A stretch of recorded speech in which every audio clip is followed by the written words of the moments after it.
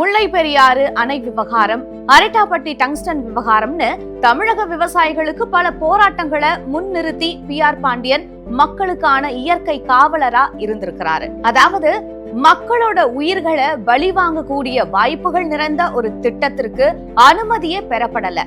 அது எல்லா வகையிலையும் சட்டவிரோதமான செயல். அதே சமயம் தங்களோட மண்ணுக்கும் வாழ்வுக்கும் பெரிய ஆபத்து தரக்கூடிய திட்டத்தை எதிர்த்து சட்டத்துக்கு உட்பட்டு அறவழியில போராடிய ஒருத்தர் மேல மோசமான வன்முறையை ஏவி இருக்குது இந்த தமிழக அரசு. தமிழ்நாட்டுல பெண்களுக்கு எதிரான பாலியல் வன்முறைகள் அதிகரிச்சிருக்கு, குழந்தைகளுக்கு எதிரான வன்முறைகளும் அதிகரிச்சிருக்கு. தமிழ்நாட்டை பொறுத்த வரைக்கும் கொலை, கொள்ளை இதெல்லாம் ரொம்ப சகஜமா நடந்துகிட்டு இருக்கு. ஆனா இதெல்லாம் சம்பந்தப்பட்ட குற்றவாளிகள் வெளியில சுதந்திரமா நடமாடிக்கிட்டு இருக்கும் போது இந்த மாதிரி மக்களுடைய உயிர்களுக்காக போராடிய ஒருத்தருக்கு இந்த தமிழக அரசு என்ன மாதிரியான தண்டனை வழங்கியிருக்கு அப்படிங்கிறது தான் இங்க குறிப்பிட வேண்டிய விஷயம். மண்ணை வித்தவங்களுக்கு மேடை, மண்ணை காப்பாத்தினவங்களுக்கு சிறை அப்படின்னு தமிழ்நாட்டுல பெரிய கொடுமை தொடர்ந்து நடந்துகிட்டு தான் இருக்கு.